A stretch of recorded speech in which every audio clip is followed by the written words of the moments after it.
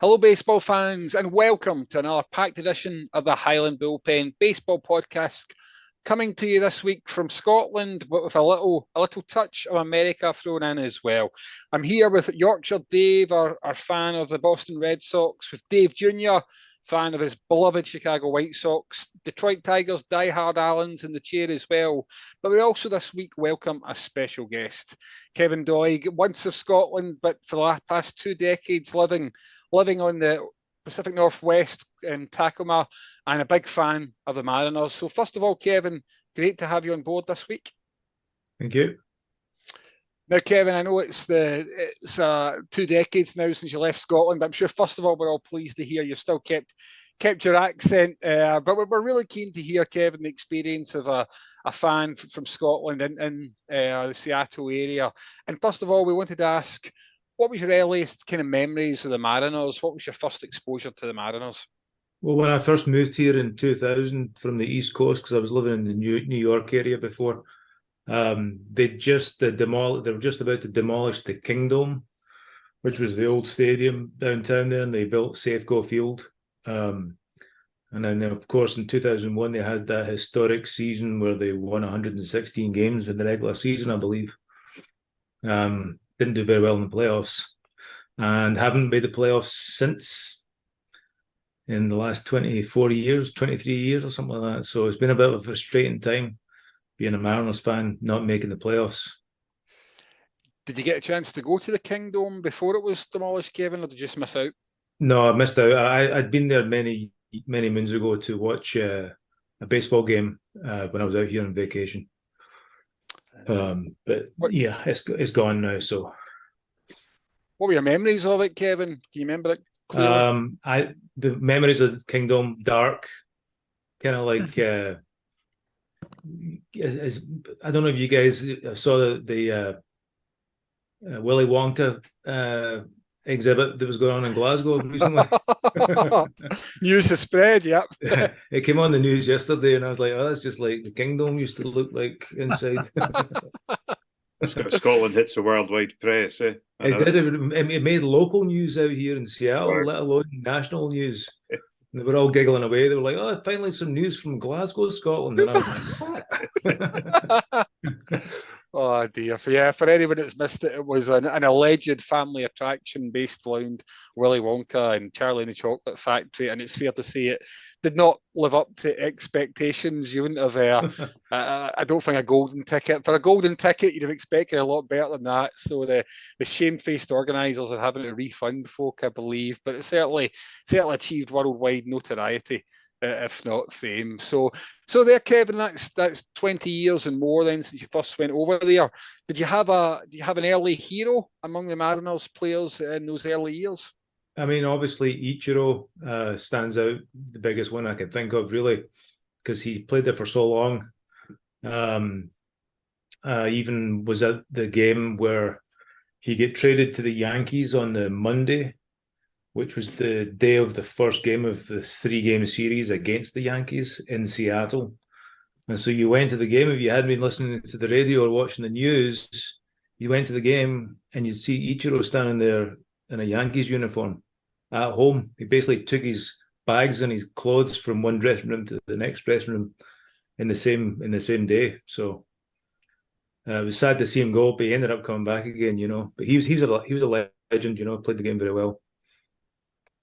Yeah, and Yorkshire Dave just put in those damn Yankees, which as a Boston Red Sox fan is a phrase that he uses plenty. And it must have been quite strange, Kevin, because I see you arrive in Seattle and then first season, that 116 game season, you must have thought this is a team that's going places. And I'm not claiming you brought them bad luck, but they've not made the playoffs since then. And have you had any seasons you look back on as real missed opportunities for the Mariners? Not really. They've always just been kind of getting close, but not really. 2 seasons ago, I actually bought tickets for the playoff game, which they should have made. And the game they get knocked out against the Houston Astros, I think it was like an 18-inning game, and they lost 1-0, and they didn't get to the playoffs the next day, so I didn't have to spend $400 on my playoff tickets. But I was all set to go.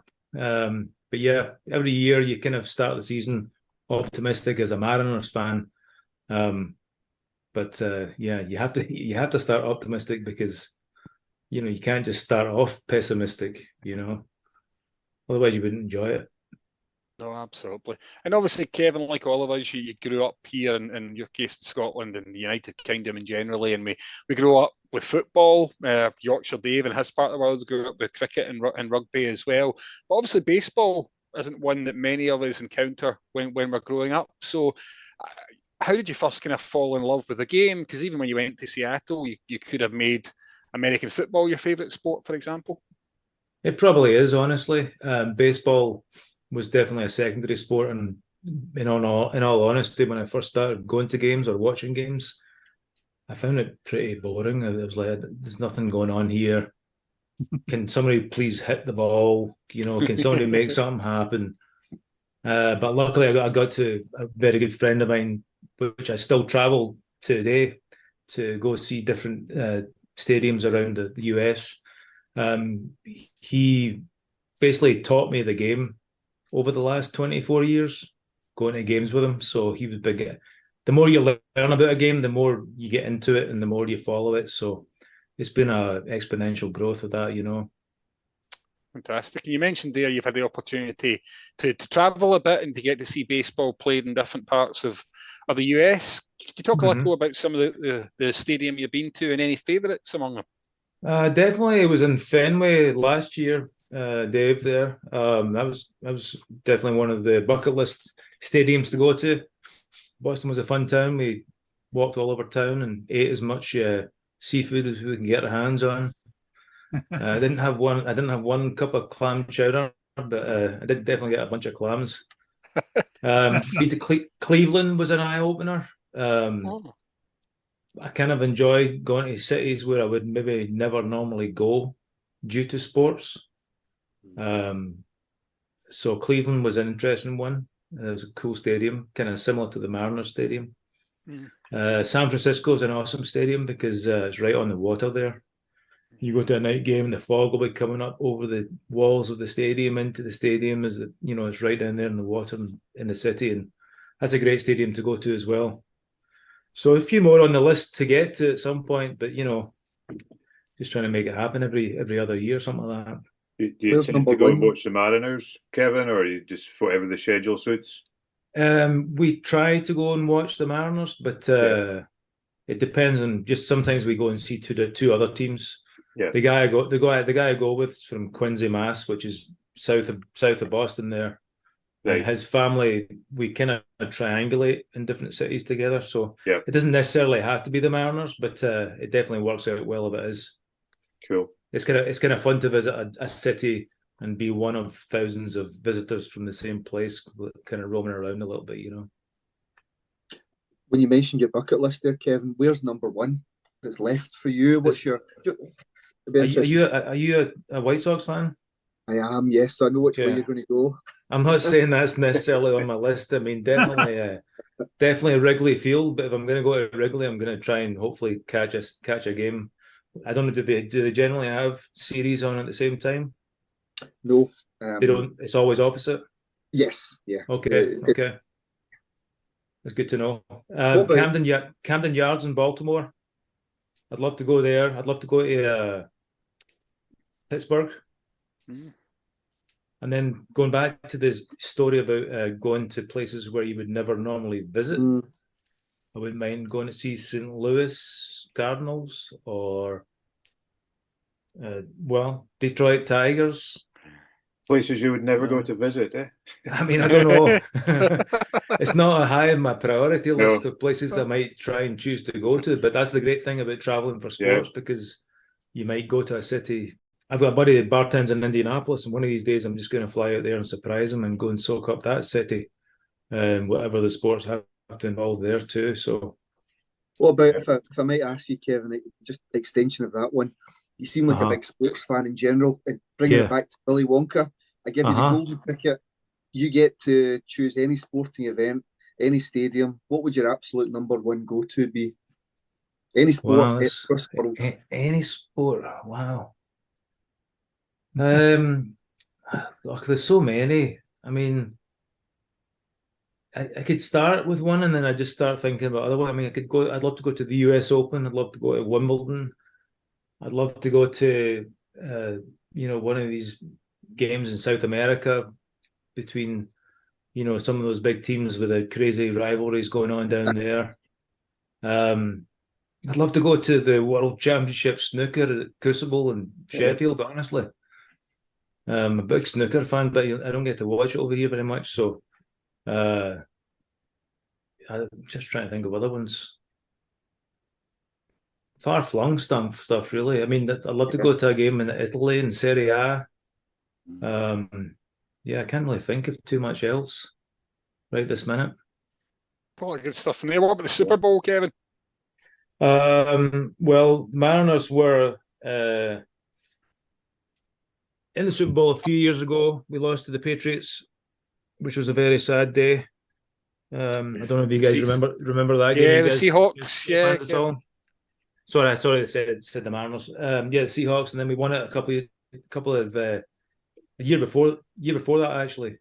Yeah. So I got to go to the downtown victory parade, if you like. Wow. There's about 100,000. Actually, there was more. There was like 700,000 people downtown. Wow. Yeah. Freezing cold day. Everybody just getting drunk. Pretty crazy, honestly. Disgraceful. Yeah. I know you never get that back in Scotland, as I'm sure you know, Kevin. Well, it's just like Glasgow Airport at 5 o'clock in the morning in the summertime. There, you don't saying. And it is, I know, like different cities and different teams have reputations. Their fans have different reputations. Kevin, the Seattle Mariners. How would you define the fan base for the Mariners? I would say probably a wee bit vanilla, if that's a phrase that translates over there in the UK. I'm not sure. It's a kind of newer franchise. They don't have the same history as the likes of the Red Sox and Yankees, etc. But Tigers, White Sox, whatever. It's a family friendly atmosphere. Honestly, it's not like the other sports. Even NFL football, the fans can be pretty obnoxious at times, and that's putting it lightly. Yeah. I had a guy spit in my face one time, and there's always like too many people too drunk at the football, but it's not really a family event. But baseball's definitely a family event. They do a really good job. I had that once, the guy spitting in my face, but I just stopped drinking with Dave, and it was fine. It's an interesting observation, because I've been to a few American sports. It's never really crossed my mind, but it probably makes a lot of sense what you're saying there. It's a slightly opposite one. I was at Soldier Field and they were playing the Bears were playing the Jaguars. The Jaguars scored a touchdown or a field goal in the last couple of minutes to win the game, and there were only 20 or 30 fans, and they started celebrating quite wildly. And to me, that was really weird, because they're in amongst all the Chicago fans, and going to football in Glasgow and Scotland, you think, no, that just doesn't happen. But it was probably a different type of experience. But yeah, when you say, I've seen probably a few videos on Twitter that you don't really want to see of drunk fans behaving inappropriately. But the baseball is a good family day out experience. And don't get me wrong, football, the stuff you see at football games is nothing like what we see in the UK historically at football games. When I say football, I mean NFL. Yeah. But, it's nothing like the hooliganism and the fights in the street, and you don't really get any of that kind of stuff. It's more just drunk bozos at the game, so that kind of stuff. Yeah. Yeah, absolutely. And yeah, you mentioned the family thing, and that's obviously, I've been a couple of games in the States, but we go to MLB London on an annual basis, certainly over the last couple of years since it's become a thing. And every time I go, I think they're just so good at doing this, so good at making it a family experience, so good at making it something you'd be happy to go to with your wife, your girlfriend, your partner, your kids, whatever. And it is a real highlight, I think. And it's yeah, and so the Mariners fans, you reckon, a bit vanilla in the grand scheme of things. I can understand that. As you say, it's a newer franchise, so you can kind of see a bit of that. But this season, Kevin, looking ahead, you mentioned the Mariners are so often the nearly men in terms of just falling short, just that little bit short. Do you have more optimism than you normally have, or less this year? I have a little less optimism this year, but maybe that's a good thing, because the high optimism hasn't really worked yet. They did lose one of their main relievers yesterday. They're going to announce tomorrow what the situation is, but it's sounding like UCL to me, which often ends up in Tommy John surgery. Yeah. So that's a blow, especially close to the season like this. It's hard to kind of find a replacement for that. But they've got great starting pitching. They've got Mitch Haniger, who came back from, I think he was with the Giants last year. I think they've got a lot of good players. Unfortunately, they're in a tough division with the Rangers, the Astros. It's not an easy.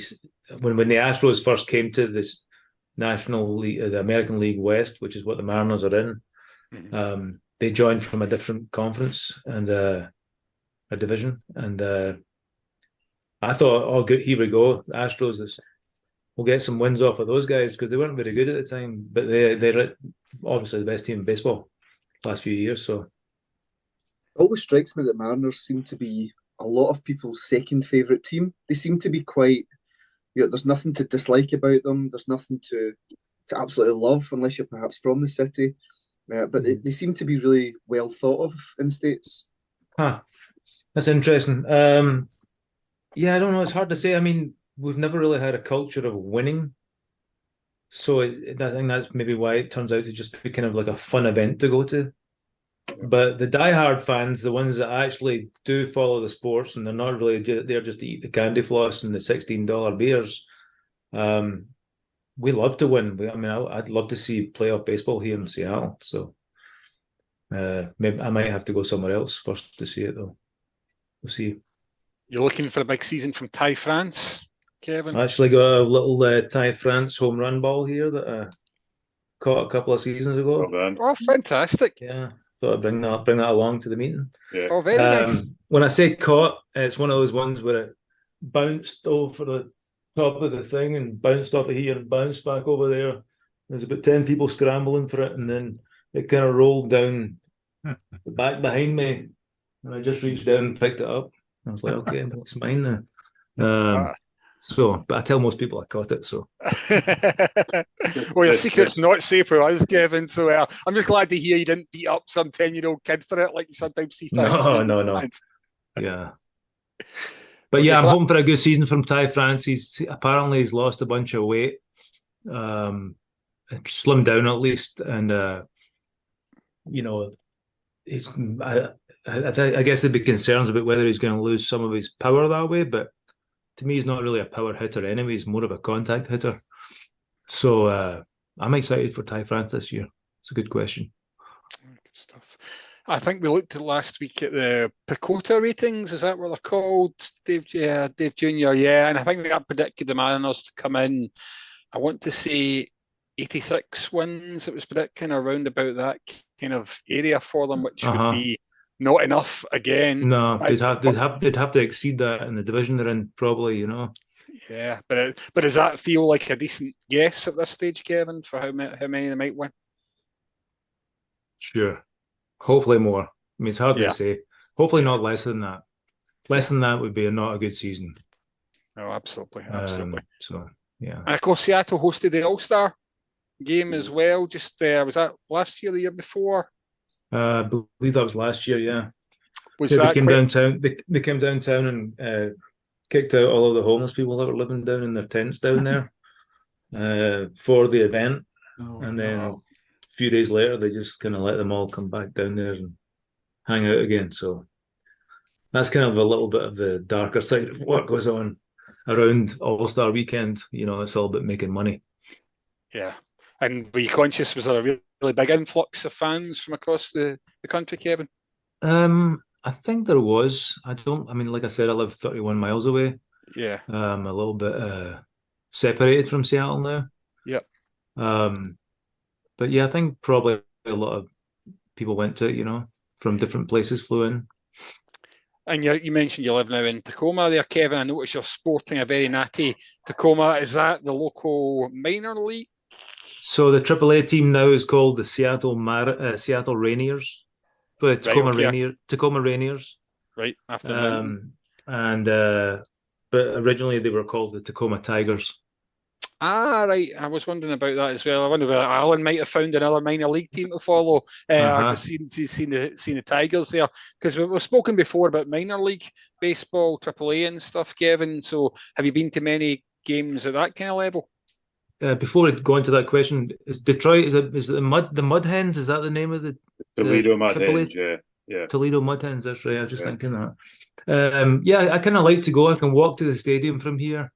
The beer's cheap. It's a kind of much more relaxed atmosphere. You can go along, check out some innings. It's not too expensive to go to. Watch a full game if you want, or you know, it's just kind of a more like even more fun, family relaxed atmosphere. You know. Does the guy Harry Ford play for the Rainiers, the British guy? I don't know, but I haven't heard about him. Is he a pitcher? No, I think he's a outfield player. Is he really? I haven't heard about him. I need to look him up. I think he made a bit of a breakthrough with the British, because GB did quite well in the World Classic, or whatever it's called last year, the World Baseball Classic. Yeah. Cool. Well, I'll check that out for sure. It's always good to kind of have a reason to follow somebody, you know. Yeah. I'm not sure Alan will lend himself well to the colour scheme for Tacoma. All right. Yes. Is that green and gold? Is that the Tacoma colours there, Kevin? That's the old Tigers. No, the Rainiers colours are red and. I was going to say white and blue, and Alan might be on board. Red, white, and blue. Aye. So I take it, Alan Ford. Is that his name, Alan Ford? Harry Ford. So who are you talking about, Alan? You're talking about Alan here? I am. And Alan, Alan's a Rangers fan. Is that what you're saying? Yeah, there might be a wee bit of rivalry in the bullpen here. So. Okay, all right. And as is Dave Junior's a Rangers fan as well, Kevin. So I'm very much on my own. Whereas Yorkshire Dave, who lived up in Scotland for many years, his team's the Hibernian Hibs fan in Scotland there. So do you get a chance, Kevin? I'm sure it's probably not top of your list. Do you still keep in touch with Scottish football? I keep an eye on it more than anything. I watch EPL almost religiously weekly. So I'm kind of focused on that, and it's really kind of a wee bit hard to get games over here from the Scottish leagues. And I don't know anybody that's playing anymore. They're all my age or older. So no longer playing. Most of them not even coaching. I don't really know too many guys that are still coaching over there either. So I was happy to see Big Dunk back in business. Like I said, Richard, this week up at Inverness Cali Thistle there. So absolutely fun to watch that. I've always believed you must be some secret relative of Duncan Ferguson, Kevin. Could you be obsessed with him for many a year? No, I don't know what it is. It's just I kind of like to follow. The biggest thing is I was more intrigued by anything else about how he always ended up keeping a job at Everton, no matter who they brought in as a manager. And then Ancelotti comes in, and Big Dunk's still Ancelotti's like sidekick, you know. And I think I told you the theory I had about that, Richard, was I think Ancelotti used to let Big Dunk go out with the players, but he was kind of like keeping his eye on them. Right, okay. So I think Ancelotti probably thought, well, they're going to go out, they're young men, they're going to go out and party and drink too much anyway, but as long as we get Big Dunk here keeping an eye on things, you know. So I feel like he might have had a role like that with Everton over the years. a sobering influence. I've never something. I don't know about sobering. Did your paths cross when you played? And No, he was. I don't know how old he is now, but I don't remember ever. I think probably when I was younger and playing, I believe he was probably down at Everton. So, yeah. I've always kind of assumed he just stayed there because nobody's been brave enough to tell him he's fired over the years, Kevin. Maybe he just had this kind of iconic talisman figure to him. Popular in Inverness. The other side of me is I'm from the other side of the Keswick Bridge, so I grew up watching Ross County in the Highland League. Okay, cool. Big Dunk's popular there. He gets stuck into everything that needs to get done. Okay, good. Club as well. Yeah, I wish him all the best. Honestly, the game needs characters, you know. So yeah, stuff. When you're young, Kevin, and coming through the ranks at Kilmarnock and stuff, did you play up in Dingwall at all? Did you ever? I played at Ross County. Don't believe I played at Inverness Cali Thistle. I'm not even sure. Oh, no, I did play once there actually. Yeah, I played most places. Honestly, the only place I never played was Ibrox. Oh, well, that's not such a big deal anyway, Kevin. Don't worry about it. Can you remember much about your up at Dingwall? I don't remember much about Dingwall. I remember it was a long drive, and I don't remember too much about it, honestly. We quite often forget quite a lot of what's happened as we come home as well on the train as well. I've been taking a few of these guys on a trip up there for the day out. Right. So are you guys the guys that all went to Holland recently also? Yes. Oh, cool. So, yeah, that's something we do fairly regularly, Kevin. And I guess it's one regard where we're lucky. Obviously, America's got an awful lot to recommend it, but we're lucky here. We can jump in a plane and an hour and a half later be in a different country with a whole different football culture and get the chance to experience that. So that's good fun too. And are you guys all based in the UK? Yeah. Okay. Yeah. Okay. So maybe we should rendezvous for some baseball in America at some point. Absolutely. That sounds like a plan. I'd be happy to come out to the East Coast, you know, if it makes it easy. So that would be terrific because I think it's something we have spoken about before, and I think we are destined to do at some point in the near future. So we would absolutely take you up on that, Kevin. And I'm trying to remember on your bucket list ones you mentioned earlier on. Some of those that might be easier to get to. I don't know if Chicago. I wonder if Dave's got any ideas about an East Coast team that he might fancy seeing. I'd go back to Fenway, and for you guys, it'd be great to go to Fenway. It's an iconic stadium, and it's a fun city. I mean, I'm going back there for the Boston Marathon in March of 25, so I'm cool. It's a little early for baseball, unfortunately. But yeah, I'd go back to Fenway again. You know, I'd go to Met Stadium. I mean, I've never been to Yankee Stadium, but the new one. New York sounds a good shout as well, doesn't it? Yeah. Anywhere you go, you can have fun. Mm-hmm. You know, you can go have some beers and check out the local culture, and it's great, man. It's great to travel. Yeah, you're right. Absolutely. And your travel's taken you south of the border as well, hasn't it, Kevin? You've been down to Mexico over the years as well. I know it's a favoured spot for you. Yeah, we spent 6 weeks down there last January. First, we flew down there for 6 weeks. We didn't go this year because we went back to the UK, but I'd love to find a way to spend 2 or 3 months out of the year down there. Wow. It's not that far off of what we're trying to do, honestly. Oh, fantastic. And baseball's popular in Mexico as well, isn't it? It's pretty popular in Central America, Mexico. Soccer is too, you know, football. So yeah. Yeah, I've seen they sometimes do speculate, don't they, that MLB might at some point have teams or a team or two from out with the US and Canada where it's always been. Yeah, they might do a better job. Like you say, baseball has a much stronger Latino following than NFL, for example. They tried to do NFL in Mexico a couple of times over the past few years, but I don't think it really worked out, which is why they're now doing it in Germany. I think they can make more money over there and get a bigger fan base as well. What's the big attraction for Mexico, Kevin? What kind of kept you there or interested? It's easy for me to living on the West Coast. It's easy for me. It's like a 4 or 5 hour flight. I fly down to Puerto Vallarta, which is on the Pacific side, and I travel up north from there to some smaller towns. I like to try and learn Spanish and it's easier for me to immerse myself in a language to go there. It's at least half the price of everything is here. That helps. So, and it's great to be in kind of a third world country and live on the beach and go surfing as many days as you can. So just many things, just many like adventures. And a big thing was definitely the fact that you can go down there and live for half the price at least for a while, so. You don't fancy surfing in Scotland? I do, actually. I do. I never had thought about it at all until after I left Scotland, and I learned how to surf out here.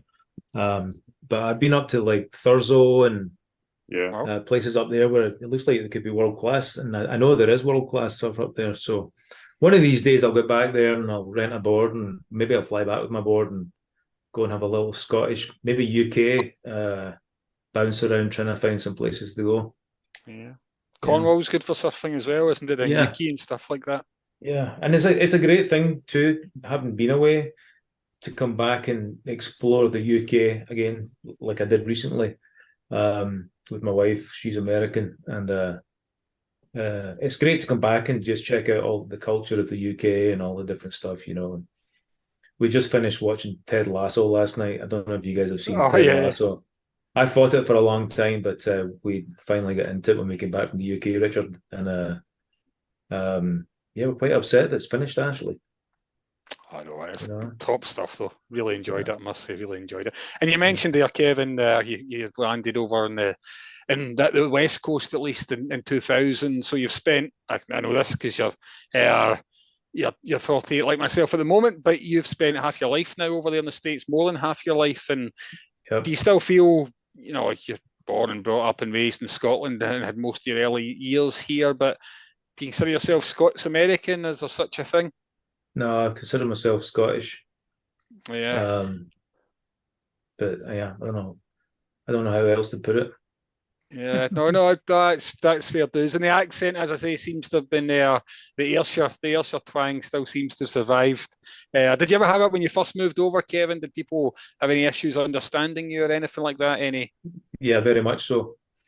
When I first moved to the East Coast, I was coaching football in New Jersey, and I learned quickly that I had to enunciate differently.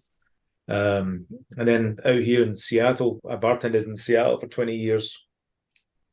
And busy bar environments, I definitely also realized that I had to not change my accent, but just speak more clearly and be heard, But it's definitely done me no favors. I mean, it's done me lots of favors having a Scottish accent out here too, so I can't really complain about it.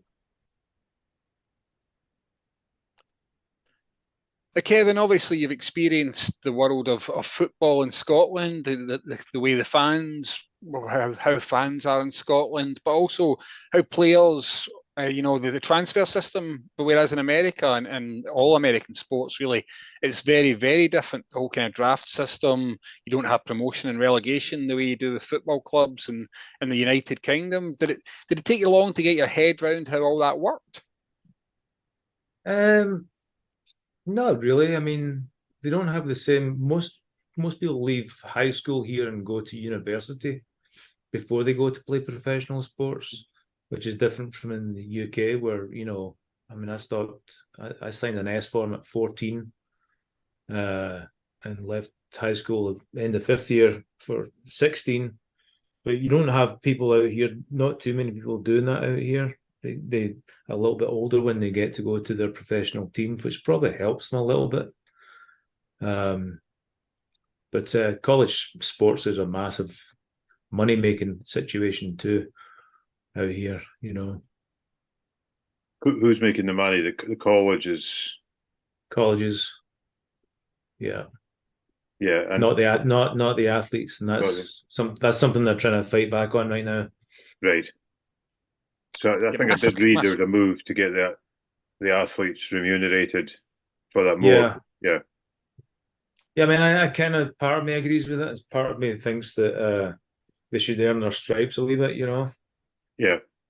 But it's a bit of a debate right now.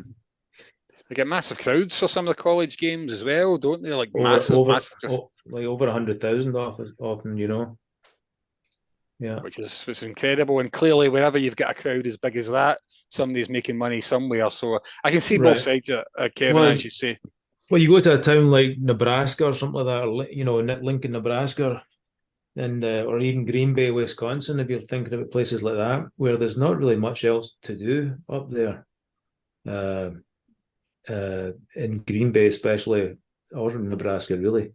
But support football, but go to football and have your game, your life entrenched by it, Absolutely.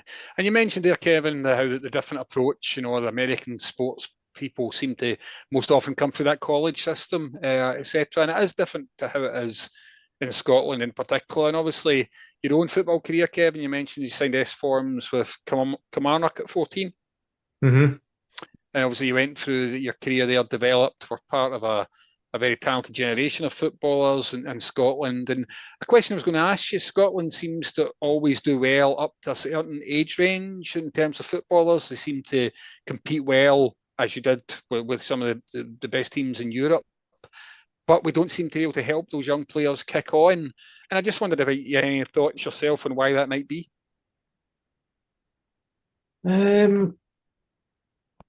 Is the game in Scotland good enough for kids to want to emulate to go and play in that, or does the likes of the Premier League in England seem like a much more something you might dedicate yourself to more than that?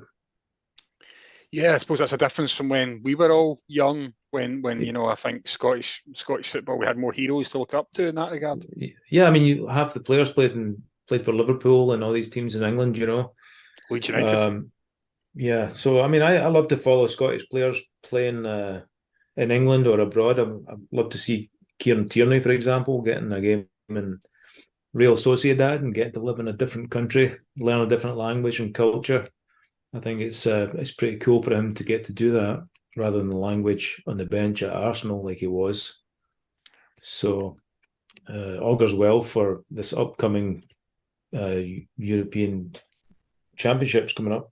I think that Scotland look like they've got a pretty solid team. Could do with a striker. Yeah, absolutely. You're a fan of the job that Steve Clarke has done then, I imagine, Kevin?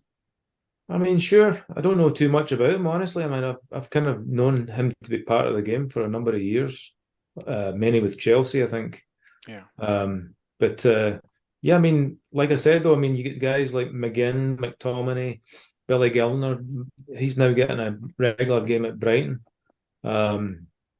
Kieran Tierney, John Robertson. Is that his name? John Robertson? Left back. Andy Robertson. John Robertson played for Hearts way back in the day, didn't he? Yeah. I know Yorkshire Dave nearly fell off his seat when you mentioned that name. He was a Hibby as well. He grew up a Hibs fan. He played for Edina Hibs as well. But for some reason, he was in the same team as Keith Wright. And they never signed either of them. So I don't know who was in charge of the scouting back then, but Keith Wright cost him about $500,000, and then John Robertson cost him about 30 derby goals. Absolutely. And Kevin, looking back then on some of your own experiences, you mentioned, we were talking to you the other day, you mentioned about playing for Scotland against the Netherlands. I think, was that an under-16 international, Kevin? I think it was my second cap, under-16 schoolboys in Rotterdam. And I think I mentioned we were playing against Seedorf and Kluivert and those guys. And for me, the thing I remember about that game, other than the fact that I get kind of taken to the cleaners by Kluivert and company, but Seedorf played middle of the park, and I don't know if you guys remember Charlie Miller that used to play with the Rangers. Yep. He kind of played Seedorf off the park a wee bit, actually. It's kind of cool to watch. Yeah, a real talent, and I wouldn't feel too bad. You're not alone, having been had a tough time with Patrick Kluivert, Kevin. That's one of the top strikers of his era. And Charlie Miller's a classic example, maybe, I think, and it looks slightly different in that he went on to obviously have a good career with Rangers in Scotland as well. But yeah, he was very much, I think, along with Kevin Harper, maybe, talking about Hibs there. I played against Kevin Harper when we were both younger. Oh, really? Yeah. Yeah, I remember when I was going to Easter Road, there was one of the lads who used to go to all the youth games, and for years before he sort of broke into the first team, he was telling us about this young lad who was coming through the system, and he was a terrific player. Yeah, I played against him, like directly against him, being a centre half, and he was a centre forward quite a few times. So, I think he's still involved in the game. No, I believe so. Yeah. Okay. Was he a tough customer to come up against, Kevin? Was he one of the better players we've seen? I mean, if it's going to stay in this circle of five people here, I didn't encounter. I counted more in problems with other players, but he was a decent player. Yeah. He was quite a weak guy for a striker, wasn't he? And mobile and quick, if fairly skillful, if I remember rightly. Would play out wide as well a bit. Yep. Good guy. I mean, I always liked him. So yeah. Who would have been the other kind of outstanding talent she came up against at that point, Kevin? There. Oh man, I played with and against so many great players. Paul Gascoigne Paul Gascoigne a few times. I've got actually a picture. I should have looked it up for you. A picture of him nutmegging me playing Kelly reserves against Rangers reserves, and there's a picture of Gaza nutmegging me, and you can see his face, and he's laughing as the ball's going through my leg, and it's taken from behind me, and I'm just kind of looking back, and the ball's going through my legs. I played with Robert Pritz. Oh yep. Yeah, he's an absolute legend, classy player, great player. Just many guys. I remember playing at Parkhead one time against Charlie Nicholas and Frank McAvenny. Oh wow! Which was quite entertaining because they were past their prime, I guess. And you can imagine what the two of them would be like playing against a bunch of young boys from Kilmarnock. Oh, absolutely, 100%. I don't know if you kept pace with them on the pitch, Kevin. You probably did, but I wonder if you could have kept pace with them in a night out afterwards. That might probably would have. That's probably no problem doing that at all, actually. Oh, great stuff, and great memories. It sounds like you have looking back on that, Kevin. Oh, definitely. I mean, I'd love to run into a lot of people I played with for sure at Kilmarnock. I'd love to still be playing. I'd love to have continued my career way longer than I did. But that's just the way that's the way the cookie crumbles a wee bit, Absolutely. And I know you've always spoke highly as well of your experience with Tommy Burns as well, Kevin. Oh, he was great. He was like a father figure, and then some, bringing a lot of the young guys up through the ranks at Killie. Taught us many good lessons in life, good ways to go forward, and it was sad when he left Kilmarnock, let alone sad when he died, obviously. But it kind of changed the course of a lot of the young guys where they went after him and Billy Stark left Kilmarnock, honestly. But that's the way the cookie crumbles, like I say. That's what happens. Yeah, time marches on. Big Alan. He was probably the guy that sort of, Kilmarnock fans might hate me for saying it, but he sort of elevated Kilmarnock always.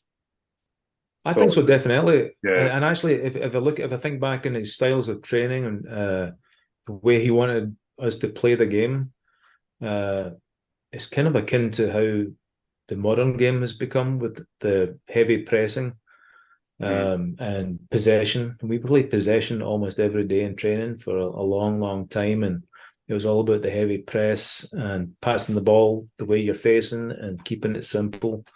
And he was kind of a wee bit ahead of the time with that, I feel like, in Scotland. And I don't remember if he took it to Celtic with him. I'm sure he did. I'm sure he didn't change his policies, but yeah, it was great to have played in that situation. Billy Stark was a great mentor too, so.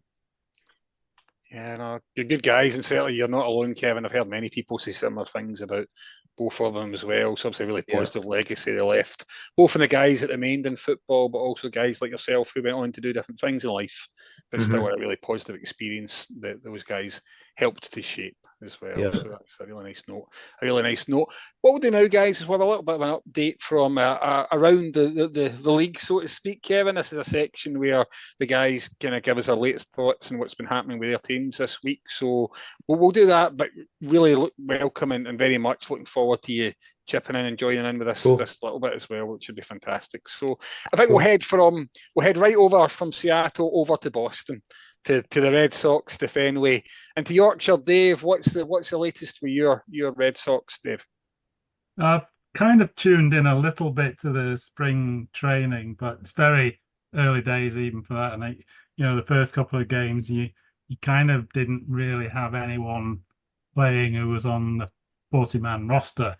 But they have I noticed the starting pitcher in each of the games has pretty much been one of the guys who's going to be in the starting rotation, and they've just pitched a couple of innings to start off with, and I noticed that 3 or 4 of them had a 2-inning no-hitter each. So you had guys of Garrett Whitlock, Brian Bayo, who was the breakthrough pitcher last year, and good news from the White Sox guy we picked up, Lucas Giolito.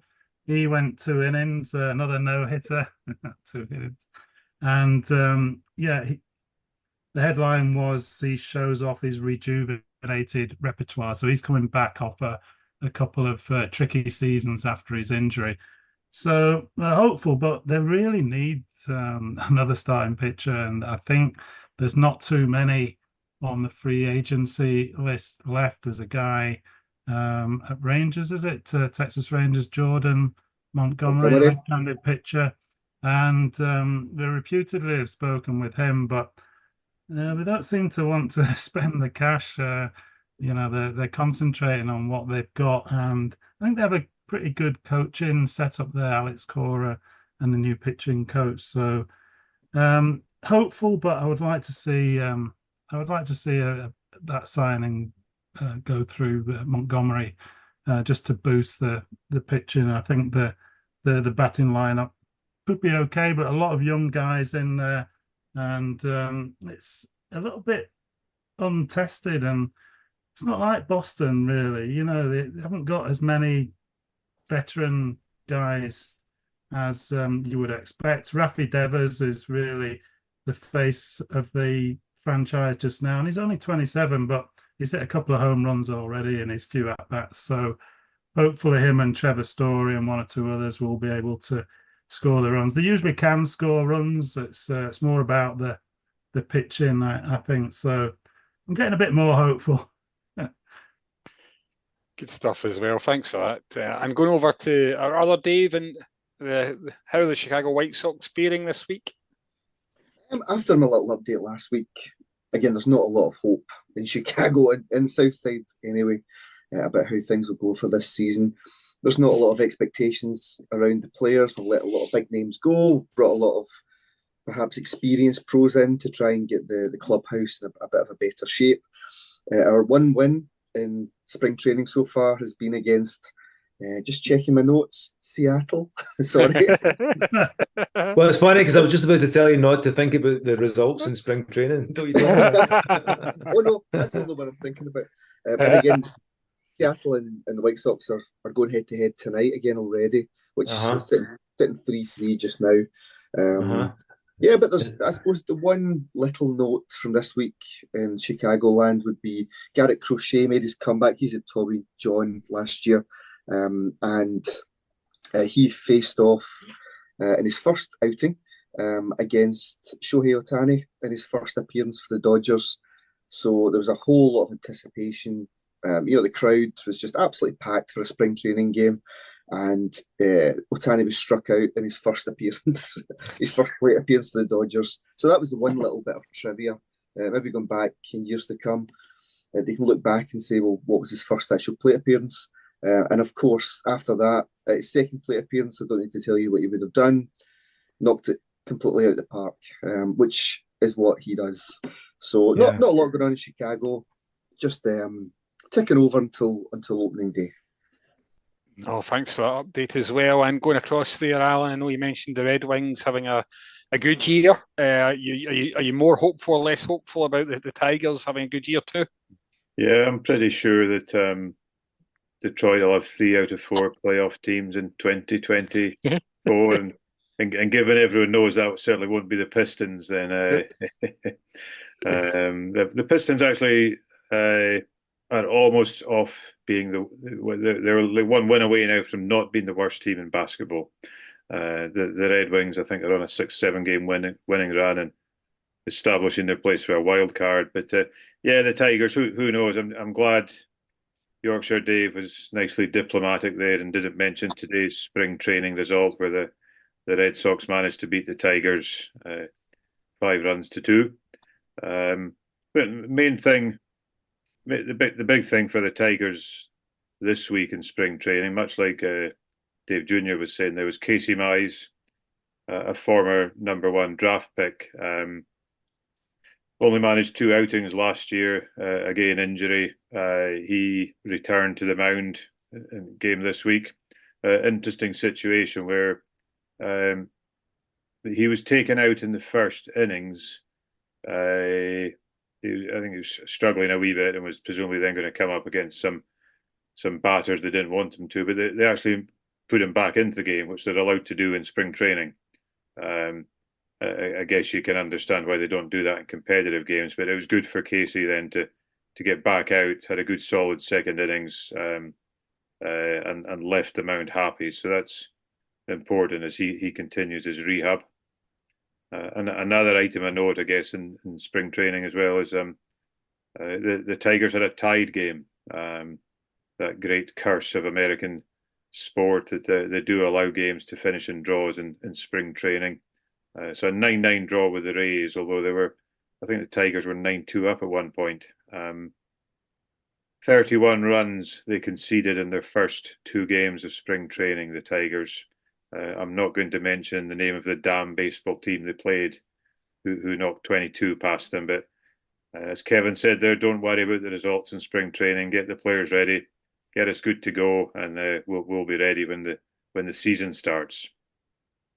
It's a long season, you know. Yeah, and you're going to go ups and downs, and it's just the nature of 162 game season, whatever it is. Yeah. Absolutely. And Alan mentioned there the Detroit Pistons and stuff. I know we covered, Kevin, your experiences with baseball and American football. Have you ever been to basketball games at all? Is that a sport that floats your boat? Yeah, actually, the only NBA jersey I own is a Detroit Pistons jersey. Could you play the rest of this season, maybe?